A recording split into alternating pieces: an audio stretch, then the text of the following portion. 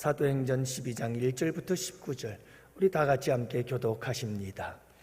그때에 헤롯 왕이 손을 들어 교회 중에서 몇 사람을 해하려 하여 유대인들이 이 일을 기뻐하는 것을 보고 베드로도 잡으려 할새 때는 무교절 기간이라.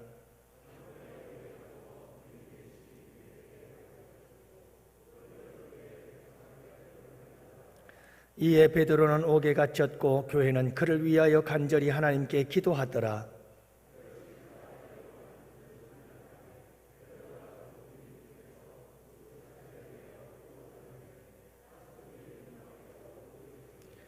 호련히 주의 사자가 나타나 옥중에 광채가 빛나며 또 베드로의 옆구리를 쳐 깨워 이르되 급히 일어나라 하니 쇠사슬이 그 손에서 벗어지더라.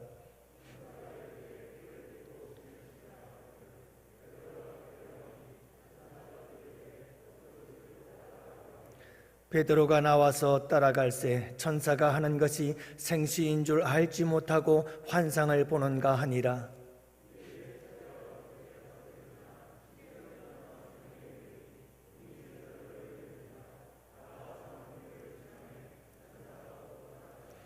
이에 베드로가 정신이 들어 이르되 내가 이제야 참으로 주께서 그의 천사를 보내어 나를 헤롯의 손과 유대 백성의 모든 기대에서 벗어나게 하신 줄 알겠노라 하여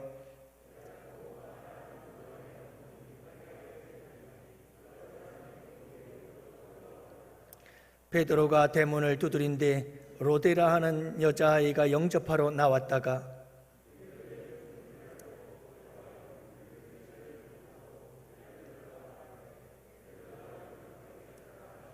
그들이 말하되 내가 미쳤다 하나 여자아이는 힘써 말하되 참말이라 하니 그들이 말하되 그러면 그의 천사라 하더라.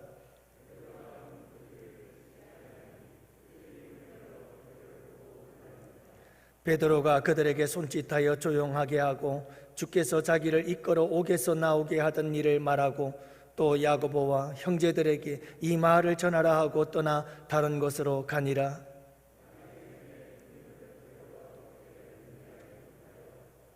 함께 보십니다. 헤롯이 그를 찾아도 보지 못하며 바수꾼들을 신문하고 죽이라 명하니라. 헤롯이 유대를 떠나 가이사랴로 내려가서 머무니라. 아멘. 할렐루야. 설교의 왕자라 불리는 스펄전 목사님 사역하던 교회가 런던에 있다고 합니다. 그것은 한때 6,000명, 많게는 최고 2만 명의 성도들이 모였던 교회. 당시 성령이 충만하고 하나님의 능력과 영광으로 불타오르던 그런 교회였는데요. 이 스펄전 목사님의 전기를 보면 그런 이야기가 나온다고 합니다. 교회를 방문하는 사람들을 데리고 항상 이 스펄전 목사님이 교회의 본당이 아닌 교회의 아래층으로 데리고 사람들을 갔다고 해요. 그곳에는 기도하는 성도들이 늘 있었는데 이 스펄전 목사님은 그 성도들의 모습을 자랑스럽게 사람들에게 보여주면서 이렇게 말했다고 합니다. 이것이 제 목회의 비밀입니다. 저들이 나의 힘이고 저들이 우리 교회의 발전소입니다 라고 말했다고 그래요. 한마디로 말해서 기도하는 자들이 교회의 발전소지요.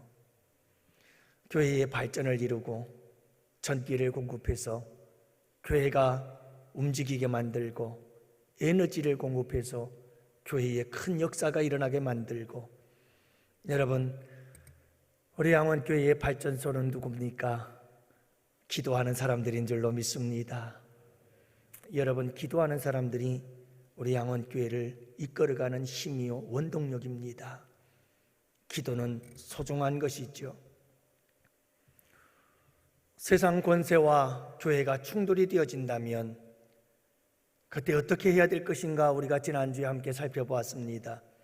역사적으로 교회와 국가와 교회에 대해서 함께 살펴를 보면서 여러분, 우리가 중세시대 그리고 종교개혁 시대와 현대에 대해서 교회와 국가는 어떤 관계인가 함께 말씀을 나눴는데요. 오늘은 여러분들과 함께 이어서 세상 권세와 교회가 부딪혔을 때 여러분, 참 교회는 힘이 없습니다. 그리고 그 핍박을 당할 수밖에 없지요. 항상 약자일 수밖에 없습니다. 여러분, 본문에서도 헤롯 왕이 국가의 권세를 가지고 교회를 핍박하기 시작합니다. 야고보를 죽이고, 그러자 유대인들이 너무너무 기뻐해요. 여러분, 국민들이 기뻐하는데, 여론이 좋은데, 지지율이 올라가는데 얼마나 더 신이 나겠어요. 더구나 헤롯은 이방인으로서 유대의 왕이 되어서 유대인들의 환심을 사는 것이 그에게는 절실했었는데, 야고보를 죽이니까, 교회를 핍박하니까 인기가 올라가는 거예요. 그래서 흥분하다시피 한 이 헤롯 대왕은 야고보만 죽이는 것이 아니라 예루살렘의 지도자격인 사도 베드로를 죽이자. 그래서 사도 베드로를 붙잡아다가 감옥에 가두게 되지요. 무교절이라 6월절이 지나고 나면 이 베드로를 죽이자. 그리고는 6월절이 끝날 때까지 기다리고 있었던 것을 보게 되어집니다. 여러분, 이렇게 세상의 권세가 교회를 핍박할 때 교회는 어떻게 해야 될까요? 교회는 뭘 해야 될까요? 이렇게 세상의 권세가 교회를 핍박할 때 예루살렘 교회는 어떻게 했을까요?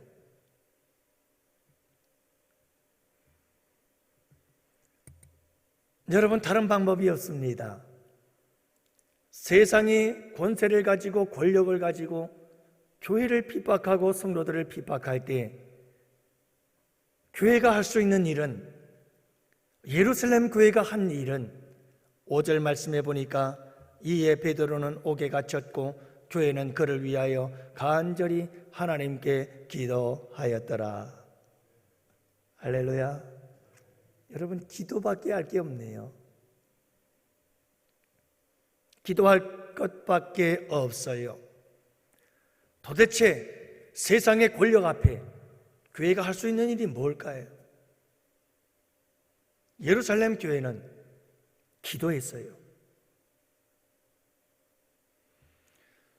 여러분, 베드로가 설교를 했더니 3,000명, 5,000명 막 회개하고 돌아왔어요. 그렇다면 예루살렘 교회의 환난과 핍박이 와서 뿔뿔이 흩어지기는 했지만 여전히 예루살렘 교회는 많은 성도들이 있었습니다. 마가의 다락방에 모여서 기도하고 있었던 이 무리들도 그 중에 한 일부였습니다. 여러분, 우리는 초대교회의 성도들, 예루살렘 교회, 그러면 우리는 지금의 우리의 모습을 생각합니다. 이렇게 멋있는 교회를 지어서 이 교회의 예배당에 많은 성도들이 함께 모여서 예배하는 교회, 그렇지 않습니다. 초대교회는 3,000명, 5,000명 회개하고 돌아오는 역사들이 일어났지만 그들이 예배하는 예배의 장소는 가정예배였습니다. 이와 같은 예배당이 있었던 적이 없습니다.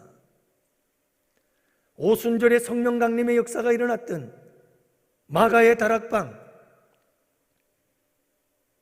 이 마리아라고 하는 여인의 다락방에서 성도들이 함께 모여서 기도하고 있었던 것을 보게 되지요. 한마디로 말해서 그곳이 또 하나의 예루살렘 교회 예배의 장소였다는 겁니다. 그 당시는 이렇게 큰 집회의 장소가 없었어요. 그래도 여러분, 분명한 것은 무엇입니까? 나름대로 남아있는 성도들 피켓 들고 현수막을 들고 길거리로 나가서 헤롯 대왕 물러가라, 헤롯 대왕 물러가라, 여러분 외칠 수 있지 않았겠나요?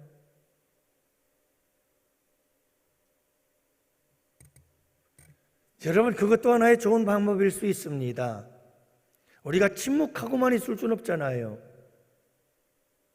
군뱅이도 밟으면 꿈틀하는데 우리는 세상이 권력을 가지고 교회를 핍박하고 교회에 여러분 환난과 핍박이 닥쳐올 때 가만히 있어야만 되는 건가요?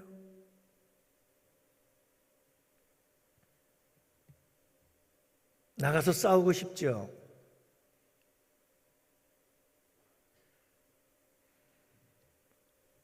적어도 다른 성경 말씀 속에서는 또 다른 방법으로 나올는지 모르겠습니다만은 오늘 본문의 말씀 속에서 예루살렘 교회는 헤롯이라고 하는 한 국가의 왕이 권력을 가지고 교회를 핍박할 때 예루살렘 교회가 한 일은 오로지 기도뿐이었습니다. 그것뿐이었어요.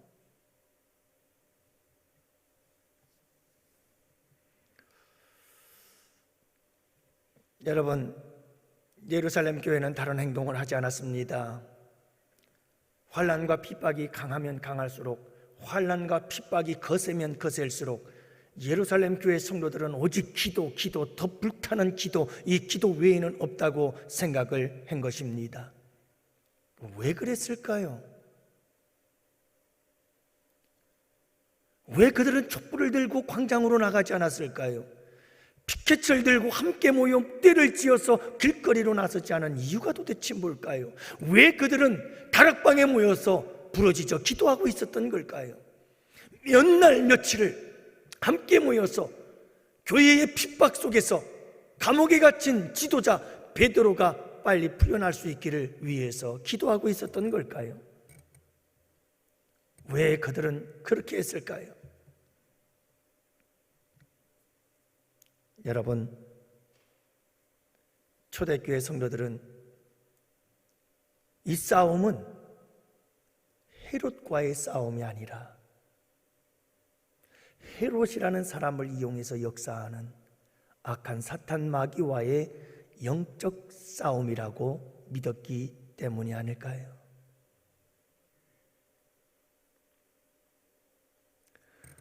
여러분, 우리 주님께서도 그런 말씀하셨잖아요. 죄는 미워하나 사람을 미워하지는 말아라. 여러분, 악한 사탄 마귀의 역사가 배후에 항상 있습니다. 이 세상의 권력의 배후에는, 이 세상의 권력을 이용하고 사용해서 역사하는 악한 사탄 마귀의 권세가 있습니다.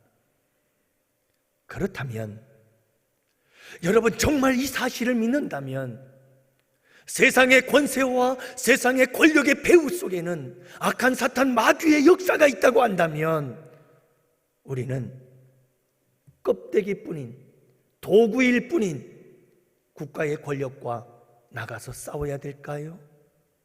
아니면 그 배후에서 역사하고 있는 사탄 마귀와 싸워야 할까요?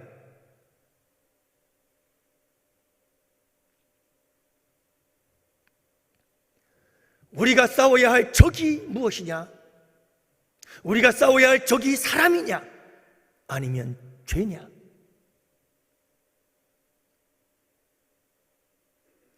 여러분, 우리는 국가의 권력을 가지고 세상의 권세를 가지고 하나님의 교회를 핍박하며 나오는 자들, 그 핍박이 거세면 거셀수록 우리는 영적 싸움을 싸워야 한다는 사실을 잊지 마시기를 바랍니다.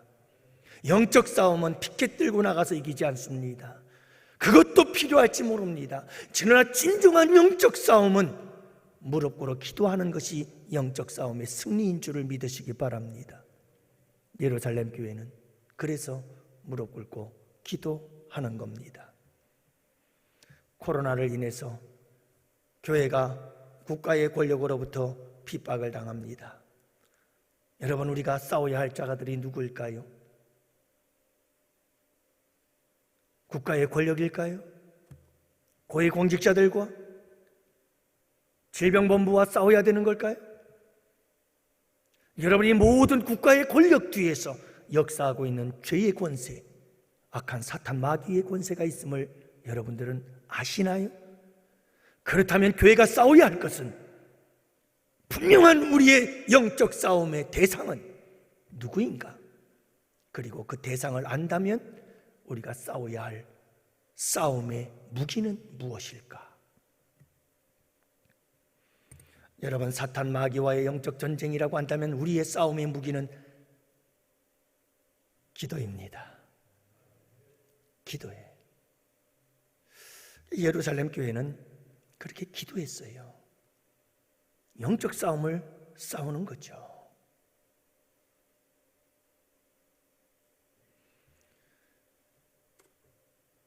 두 번째로 예루살렘 교회가 세상의 권력으로부터 핍박을 당할 때 드렸던 이 기도에 보면 그 기도의 특징들이 있는데, 영적 전쟁으로서의 기도를 했다. 두 번째로는 최선을 다하는 기도를 했다는 거예요. 여러분, 예루살렘 교회가 최선을 다해서 기도해야 될 이유가 있었어요. 왜냐하면 사탄 마귀의 역사가 최선을 다해서 역사하니까 그들과 싸우는 우리도 최선을 다해서 기도하지 않으면 영적 전쟁에 이길 수가 없어요. 여러분, 4절 말씀에 보면 베드로를 잡음에 옥에 가두어 군인 넷식인 네페에게 맡겨 지키고. 자, 여러분 보세요. 이 헤롯이 베드로를 잡아 죽이기 위해서 무교절이 지나 6월절이 돌아올 때까지 지키게 되는데, 군인 4사람이 4패로 나누어서 24시간 보초를 섭니다. 4,6에 24, 다시 말하면 4명의 군사들이 6시간씩 돌아가면서 교대로 베드로를 지키고 있는 겁니다. 철저하게 힘을 다해서 베드로를 꼼짝 못하도록 지키고 있는 거예요. 그들은 나름 최선을 다해서 교회를 핍박하고 베드로를 반드시 죽이고자 하는 이런 열심이 이 말씀 속에서 보여지고 있잖아요. 이렇게 우리의 대적들은 교회를 공격할 때 지혜롭고 교묘하고 그러면서도 아주 강력한 힘을 가지고 최선을 다하여 교회를 핍박할 때, 여러분, 교회가 해야 될 일은 그냥 설렁설렁 기도해서는 안 된다는 거죠. 최선을 다해서 기도해야 됩니다. 우리의 대적자들보다 더 열심히, 더 뜨겁게, 더 강력한 기도에 무릎을 꿇어야 하는 거죠. 사랑하는 성도 여러분, 그래서 오늘 5절 말씀해 보면 이에 베드로는 옥에 갇혔고 교회는 그를 위하여 간절히 하나님께 기도하더니, 여러분, 간절하게 기도하는 거예요. 그리고 이 기도는 하루 이틀의 기도가 아니었어요. 처음부터 끝까지 쉬지 않고 더욱더 강력하게 기도하는 기도의 내용인 것을 볼 수가 있습니다. 여러분, 기도는 영적 전쟁이거든요. 영적 전쟁의 가장 강력한 무기인 기도, 이 기도를 통해서 최선을 다하는 아름다운 기도의 역사가 일어나는 우리 양원교회가 되기를 축복합니다. 그래서 어떤 환난과 핍박이 와도 능히 이기고 승리하는 우리 양원교회가 될 줄로 믿습니다. 여러분, 좀 더 기도에 불을 붙여야 되지요. 새벽 기도, 밤 기도도 곧 회복을 시키려고 합니다. 다시 이제 2주간 4단계가 시작이 됐는데요, 이제 좀 많이 완화가 되어졌다고 하는데 종교시설에는 거의 차기가 없어요. 그래서 신비마을에서 또 혹 민원이 들어갈 수 있을는지 모르겠습니다만, 이번 주가 지나면 다음 주부터는 밤기도도 시작을 하려고 합니다. 기도를 해야 될 것 같아요. 여러분, 환난과 핍박이 오면 올수록, 세상 속에서 환난과 핍박을 당할수록 우리 그리스도인들은 더욱더 하나님 앞에 기도하며 살아가야 할 줄 믿으시기 바랍니다. 그래야 영적 전쟁에서 이기는 거예요. 끝까지 기도하셨습니다. 예루살렘 교회는 끝까지 기도했어요. 여러분, 6절 말씀해 보면 헤롯이 잡아내려고 하는 그 전날 밤에, 헤롯을 잡아내려고 하는 그 전날 밤, 이제 끝났구나, 이 밤이 지나면 베드로는 죽는구나. 여러분, 사형 집행이 일어나기 전날 밤, 바로 그 밤, 근데 그 밤에도 많은 성도들은 마가의 다락방에서 기도하고 있었습니다. 오순절 성령 강림의 역사를 기억하면서 그곳에서 그들은 여전히 기도하고 있었습니다. 심지어 베드로가 감옥에서 풀려났음에도 불구하고 그 사실을 알지 못한 채 여러분, 예루살렘 교회 성도들은 마가의 다락방에서 여전히 기도하고 있었다는 사실을 알 수가 있습니다. 포기하지 않는 거죠. 끝까지 기도하는 거예요. 끝까지. 베드로가 아직은 감옥에 갇혀 있다는 거죠. 사랑하는 성도 여러분, 끈기를 가지고 끝까지 기도하는 우리 양원의 성도들이 될 수 있기를 축복합니다. 환난과 핍박이 끈질기게 닥쳐와도 그 환난과 핍박보다 더 끈질기게 끝까지 하나님 앞에 기도할 때에 기적의 역사가 일어나게 될 줄로 믿습니다. 여러분, 엘리야가 3년 6개월 동안 기도했다. 닫혀있는 하늘의 문을 열어서 비가 내리게 만들었을 때 그가 그냥 한두 번 기도하고 그런 역사가 일어난 것이 아니죠. 그는 끈질기게 기도했습니다. 끝까지 기도했습니다. 여러분, 엘리야가 갈멜산 사건을 경험하고 이제 산에 올라가서 그리고 그곳에서 기도를 하는데 종을 불러서 하나님께 부르짖어 기도하고는 얘야, 저 동쪽 하늘을 좀 봐라. 동쪽 바다에 뭐가 없느냐? 아무것도 없어요. 또 기도합니다. 또 뭐가 보이는 거 없느냐? 아무것도 없어요. 그렇게 엘리야는 한 번, 두 번, 세 번, 다섯 번, 여섯 번, 7번을 물어요. 왜 그랬을까요? 도대체 왜 엘리야는 기도하다 말고 저 동쪽 갈릴리 바다 쪽에 뭐 보이는 게 없느냐? 도대체 뭐가 보이기를 원했는데 엘리야는 큰 즐기게 기도합니다. 자기가 원했던 것이 보일 때까지, 그것은 곧 하나님의 기도의 응답이 보일 때까지였습니다. 7번째 종에게 물었더니 엘리야 선생님, 저 바다 수평선 끝에 손바닥만한 구름이 떠오르나이다. 그러자 엘리야는 자, 빨리 집으로 돌아갈 채비를 하자. 여러분, 그게 무슨 의미인지 아세요? 우리가 언젠가 이제 성경 공부를 시작하게 되어지고 우리가 속으로 모임을 갖기 시작하면서 여러분들이 아마 이 성경이 기록된 고대 근동아시아 지역에 그리고 소아시아 지역을 중심으로 해서 팔레스틴 지역의 지리를 공부하게 될 겁니다. 그러면 이런 말씀들이 다 이해가 되어져요.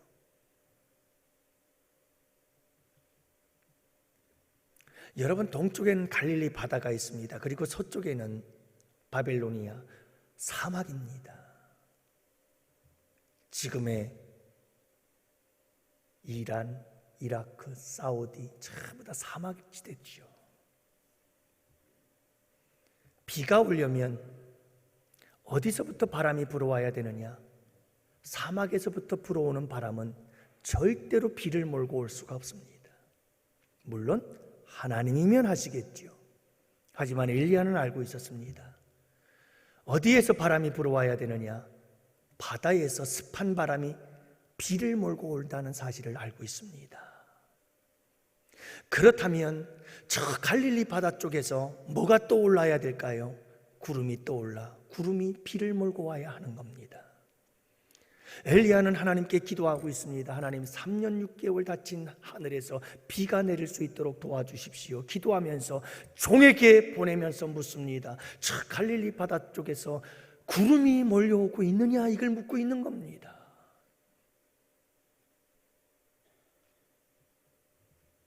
끈질긴 기도 속에서, 끝까지 하는 그 기도 속에서 비로소 손바닥만한 구름이 떠올라 그 구름이 비를 몰고 다가오고 있었다는 사실을 엘리야는 알았던 거죠. 그래서 하나님이 응답하셨다. 됐다. 이제 곧 비가 올 것이다. 가자. 그렇게 3년 6개월 닫힌 하늘의 문이 열리고 비가 내리는 역사가 일어나게 된 줄을 믿으시기 바랍니다. 여러분, 기도를 하되 끝까지 기도하십시오. 끈기를 갖고 기도하십시오. 내 죽는 그 순간까지 기도하다 죽으리라. 이런 고백을 가지고 기도하십시오. 이 기도에 대한 얘기를 하면 제가 꼭 주눅이 들어요. 왜냐하면 우리 원로 목사님만큼 기도한 사람이 어디 있겠어요? 40일 금식 기도하면 하는 건 아니거든요.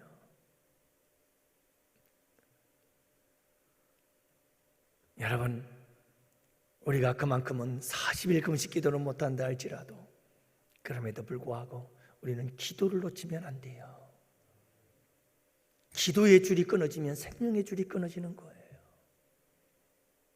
하나님과 나와의 교제, 그 줄이 기도의 줄이거든요. 늘 우리의 삶 속에서도 무시도 기도하지만 여러분, 하나님의 교회는 함께 모여서 마가의 다락방에 이 기도의 무리들처럼 함께 기도해야 교회가 사는 거예요. 그리고 성도들의 생명이 삽니다. 여러분들 끈기를 가지고 끝까지 기도하고 승리하는 양원의 성도들 되시길 축복해요. 특별히 여러분, 우리 예수님께서 기도에 대해서 가르치시며 이렇게 말씀하시죠. 누가복음 18장 1절 말씀에 보면 예수께서 그들에게 항상 기도하고 낙심하지 말아야 할 것을 비유로 말씀하여 이르시되. 자, 여러분, 우리 예수님께서 가르쳐 주는데 어떻게 기도해야 되느냐? 낙심하지 말아라, 이 말이에요. 이 말이 무슨 말입니까? 여러분, 기도를 하다 보면 낙심이 될 때가 있어요. 아무리 기도해도 응답이 안 돼요. 기도했는데 내가 원하는 대로 응답이 안 왔어요. 그래서 낙심이 되는 거예요. 실망이 되는 거예요. 여러분, 기도하다가 우리는 얼마든지 낙심할 수 있습니다. 기도하다가 우리는 얼마든지 실망할 수 있습니다. 그래서 우리 예수님께서 하시는 말씀이 맞습니다. 기도하다가 낙심하지 말아라. 이 말이 무슨 말입니까? 여러분, 낙심을 초월하여 기도해라. 기도하다 보면 이런저런 이유로 낙심하고 실망할 때도 있고, 그러나 그 낙심을 뛰어넘어서 계속해서 기도해라. 기도하다 낙심이 찾아오거든 그 낙심을 뛰어넘어라. 그 낙심을 초월해라. 그 낙심을 돌파하고 계속해서 기도하라. 그러면 하나님께서 들으시지 않겠느냐? 그 말씀이 누가복음 18장의 말씀이지요.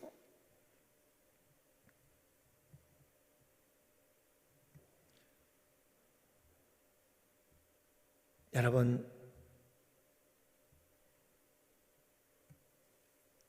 왜 끝까지 기도하지 않느냐? 왜 끝까지 기도하지 않느냐? 이 책은 정봉희라고 하는 성도님의 간증집인데요, 그가 전남대학교 응급실로 향하고 있었어요. 이 응급실 담당 의사가 말하기를 간경화로 인해서 배에는 복수가 가득 찼고 그 복수가 심해가지고 폐에까지 넘어가서 흉수까지 찼다고 말을 합니다. 딱 한 가지 희망은 간 이식을 하는 것밖에 다른 방법이 없는데 간 이식을 받기가 너무 어려워.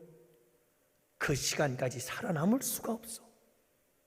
며칠을 다투는 생명의 촉박함 속에서 간 이식자를 기다린다는 것은 불가능한 일이요. 그때 그는 사실상 자신에게는 사형 선고라고 생각을 했습니다. 그리고 내가 이렇게 죽는구나 라고 하는 생각이 하게 되어지면서 아이들이 눈에 선하게 떠오르는데 그만 복받치는 눈물이 터져서 견딜 수가 없어 통곡을 하며 울었다고 합니다. 당장 오늘 밤이 될지도 모르는 그 죽음 앞에서 길게는 수년이 걸릴 수 있는 간 이식을 해줄 사람을 어떻게 그 며칠 만에 찾을 수가 있을까? 그럼 병상에 가만히 누워 눈을 감고 하나님의 말씀 하나하나를 생각하기 시작합니다. 그에게 가장 먼저 떠오른 성경 구절은 요한복음 14장 2절 말씀. 내 아버지 집에 거할 곳이 많도다. 이 생각이 떠오르더래요. 그래서 그 말씀을 또 되뇌이고 또 되뇌이고 또 되뇌이고 있는데, 그때 하나님께서 그의 마음속에 큰 감동을 주면서 주님의 음성이 들리더라는 거예요. 그 음성이 이거였어요. 왜 끝까지 기도하지 않느냐? 아직 살아있는데 왜 끝까지 기도하지 않느냐라고 하는 음성이 들려오더래요. 그래서 그는 하나님 앞에 회개하며 끝까지 붙잡고 하나님께 기도하기 시작했습니다. 그런데 놀라운 기적이 일어나지요. 뇌사 상태에 빠졌던 사람이 간 이식을 기증을 해줬어요. 그리고 어떻게 그것이 잘 맞아서 이식 수술에 성공을 하게 되어졌다라고 하는 간증이요, 고백입니다. 여러분, 낙심하지 마세요. 끝까지 기도하시기를 바랍니다. 끝까지 끈질기게 기도하시기 바랍니다. 우리 백계숙 권사님, 여러분들 끝까지 기도해 주시기를 바랍니다. 우리는 누구나 다 그렇거든요. 여러분들 기억하세요. 그리고 사람들을 대할 때 이런 것을 잘 알아둬야 지혜롭게 대처를 해요. 뭐냐 하면 사람들이 큰 충격을 받는 사건이 일어나요. 그래서 쇼킹을 한 일들이 일어나죠.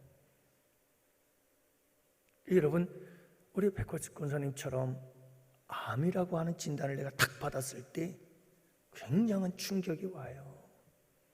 이런 충격이 오면 첫 번째 사람들에게 나타나는 반응이 있어요. 믿지를 않아요. 아니야, 나한테는 이런 일이 있을 리가 없지. 두 번째로 나타나는 반응은 막 분노를 해요. 왜 나한테 이런 일이? 왜 나한테 이런 일이? 그러면서 막 분노하고 화를 내고, 그러면서 견딜 수 없는 고통 속에 몸서리를 쳐요. 이게 두 번째 반응이에요. 그리고 세 번째가 서서히 그 상황을 받아들이기 시작해요. 그러니까 여러분들이 이런 단계를 잘 알고 이런 충격을 받은 사람들을 대해야 돼요. 좀 시간을 둬야 돼요. 우리 권사님 처음에 이 암이라는 사실을 발견하고 나서 그 소식을 듣고 났을 때 굉장히 울더라고요. 그럴 수밖에 없죠. 그 전화를 하면 울고 늘 울고. 그때 우리가 함께 그런 얘기를 했어요. 권사님, 우리 얼마든지 할 수 있어요. 하나님이 계시잖아요. 하나님이 도와주실 거예요. 우리 끝까지 포기하지 맙시다. 권사님, 얼마든지 우리 고침받고 치료받고 건강해질 수 있어요. 권사님, 우리 끝까지 포기하지 맙시다. 처음에는 그렇게 우시던 우리 권사님 용기를 내시더니, 그래요 목사님, 맞아요, 우리 이길 수 있어요. 목사님, 끝까지 할 거예요. 저 끝까지 싸울 거예요. 저 꼭 이길 거예요. 우리 백혜숙 권사님이요, 참 말도 조용히 하시는 분이셔요. 근데 그분이 그런 얘기를 하기 시작하면서 얼마나 힘이 나는지. 그래요 권사님, 끝까지 싸웁시다. 끝까지 싸웁시다. 그렇게 시작되어진 싸움이 항암 주사가 1차부터 시작해서 10차까지 간 거예요. 그렇게 여러분, 항암 주사를 맞으면서 암덩어리가 점점 말라 비틀어지기 시작한 거예요. 그래서 이달 28일 날 수술을 받기 위한 종합적인 검사를 다 받으신 다음 달 12일 여러분, 복강경 수술, 참 이것도 얼마나 감사한지 모르겠어요. 개복 수술하면 이게 얼마나 힘들어요. 내 몸에 주사바늘만 들어가도 속상하고 아픈데 근데 복강경으로 수술을 하게 돼 있어요. 그래서 암덩어리를 떼어나게 돼 있거든요. 여러분 끝까지 기도해 주시기를 바랍니다. 어제도 전화해서 권사님 아직 남았지만 끝까지 가는 거예요.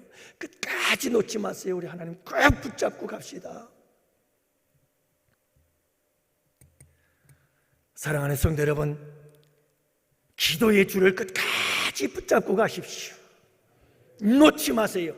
내가 이 세상을 떠나는 그날까지 여러분 항상 기도하세요. 계속해서 기도하세요. 꽉 붙잡고 기도하시기를 바랍니다. 고통이 크면 클수록, 환난이 크면 클수록 더욱더 열심히 뜨겁게 강력하게 기도하는 기도의 용사들이 되시기를 축복합니다. 여러분, 마지막으로 믿음으로 기도하시는 여러분들 되시기를 바랍니다. 왜 이렇게 시간이 많이 갔어요 벌써? 그래도 요건 해야죠. 재미있는 사실이 있어요. 간단하게 말씀드리겠습니다.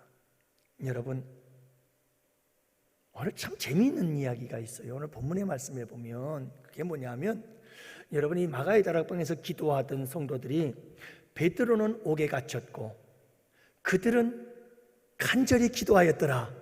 누구를 위해서? 베드로를 위해서 기도했다고 그랬거든요. 그러면 이들의 기도의 제목은 하나님, 베드로를 저 감옥에서 풀어주옵소서. 베드로를 죽이려고 하는 헤롯의 손에서 베드로 사도를 건져내 주시옵소서 하고 기도하지 않았겠어요? 그래서 그 기도를 들어주셨어요. 그리고 베드로가 살아났어요. 그리고 베드로가 기도하는 그들에게 나타났어요. 밖에서 막 문을 두드려요. 기도하다가 로데라고 하는 여자아이가 이 문 두드리는 소리를 듣고 막 달려가서 누구세요? 했더니 저예요, 나 베드로예요 라고 하는 얘기를 딱 들어보니 그 음성이 베드로야. 그래서 이 로데라고 하는 어린아이는 베드로 선생님이 살아왔다는 사실을 알았어요.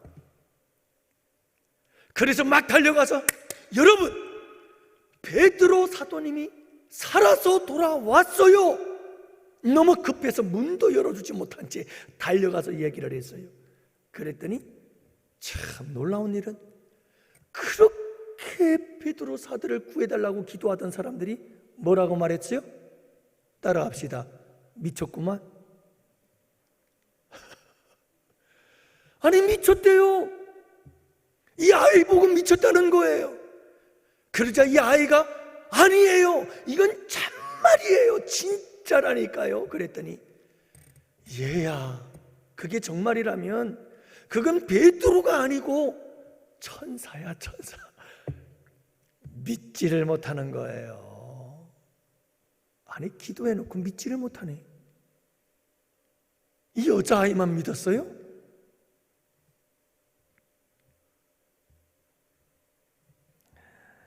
영국의 소설가 허버트 웰스라고 하는 사람이 단편 소설을 썼어요. 짤막한 소설을 썼는데 그 소설의 제목이 뭐냐면 대주교의 죽음이라고 하는 거예요. 이야기가 뭐냐, 줄거리가 이래요. 이 대주교는 항상 기도를 시작할 때 어떻게 기도를 시작했느냐 하면 전능하신 하나님 아버지 하고 시작을 해요.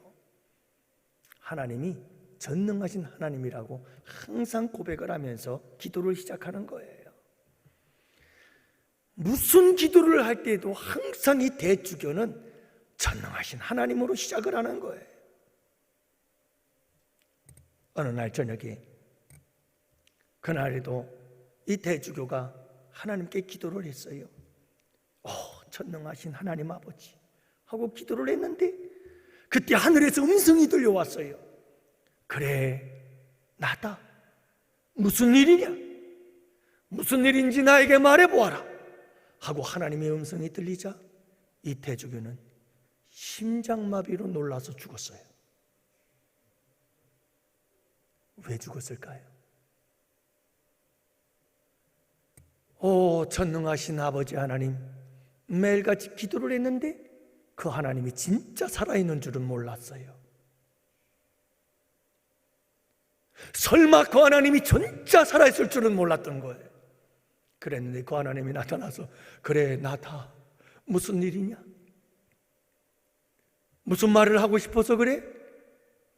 이 음성을 들어서 깜짝 놀래가지고 심장마비로 죽은 거예요.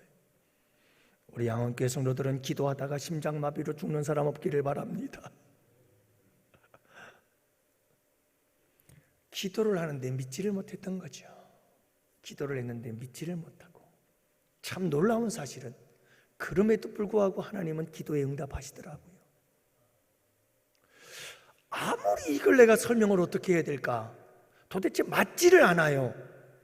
분명히 내가 알기로는 하나님은 믿음의 기도 속에 역사하시는 하나님이신데, 오늘 본문의 말씀을 보니까 도대체 믿음을 찾아볼래야 찾아볼 수가 없어요.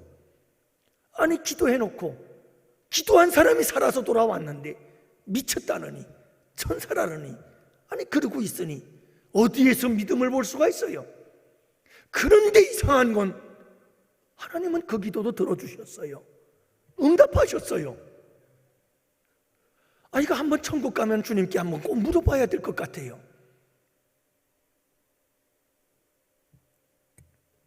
사랑하는 성도 여러분, 항상 믿음을 갖고 기도하는 기도의 사람들이 되시기를 바랍니다.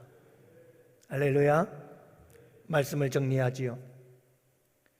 우리 양원교회의 기도의 간증이, 이 기도의 응답의 간증들이 날마다 차고 넘치는 복된 교회가 되기를 축복합니다. 저는 여러분들에게 권하고 싶습니다. 여러분, 기도하고 기도의 제목들 그냥 일상생활 속에서 아주 작고 사소한 일들이라도 여러분 기도 응답을 좀 적어보세요. 왜냐하면 잊어버려요. 그리고 우리 교회에서 앞으로 여러분 5분 정도 그저 짤막짤막하게 여러분들의 그 기도 응답의 아름다운 고백과 간증들을 함께 나누었으면 좋겠어요. 그래서 저는 우리 교회에 앞으로 아나운서도 하나 좀 모집할까 싶어요. 우리 교회는 왜 못합니까? 다른 교회 보니까요, 큰 교회들 보니까 낙원제일교회 같은 경우도 보면 지금 후임자를 뽑고 있거든요. 근데 보니 그 교회는 광고를 유튜브로 해요. 그 아나운서가 한 분이 계셔요. 여자분이. 그 여자분이 교회 소식을 알려드리겠습니다. 오늘 교회에서 이런 일이 있었습니다. 저런 일이 있었습니다. 그러면서 교회 소식을 광고하더라고요. 그래서 광고도 예배 시간에 하지 말고 우리 성도들이 주보에는 올리되 유튜브를 통해서 우리 교회에 들어오면 우리 교회에서 광고를 다 보고 들을 수 있도록 하면 참 좋겠구나 하는 생각이 들어요. 그리고 우리 양원교회에서도 이런 아름다운 고백과 간증들이 많아져서 여러분, 우리 양원교회를 통해서 많은 사람들이 힘을 얻고 용기를 얻고 더욱더 기도하는 일에 열심을 낼 수 있게 된다면 우리 양원교회가 한국교회의 기도의 불길을 붙이는 여러분 작은 촛불이 되고 횃불이 될 줄로 믿습니다. 오늘 말씀해 보면 베드로가 고백을 합니다. 여러분, 미쳤다느니 천사들이라느니 하던 그 사람들 앞에서 베드로가 문을 열고 들어가서 그들과 함께 만나서 그는 고백하기 시작합니다. 어떻게 내가 감옥에서 나오게 되어졌는지, 하나님의 역사를, 하나님께서 천사를 보내서 어떻게 역사하셨는지, 그 기도 응답의 역사에 대해서 여러분들이 기도할 때 그 기도를 통해서 내게 하나님께서 이런 일을 행하셨어요 하고 고백하는 모습을 보게 되어집니다. 여러분, 우리의 기도가 얼마나 놀라운 기도의 역사들을 이루시는지, 이 역사를 고백하고 간증하는 아름다운 교회, 이런 고백과 간증이 차고 넘치는 복된 우리 양원교회가 되기를 주님의 이름으로 축복합니다. 여러분, 우리 다 같이 이제 더욱더 기도의 불길을 붙이십시다. 우리 뜨겁게 기도합시다. 더 열심히 기도합시다. 더 많이 기도합시다. 그렇게 해서 여러분 기도를 통해서 어떤 환난과 핍박도 이기고 승리하며 여러분 세상을 정복해 나아가는 하나님의 사람들이 되기를 주님의 이름으로 축복합니다.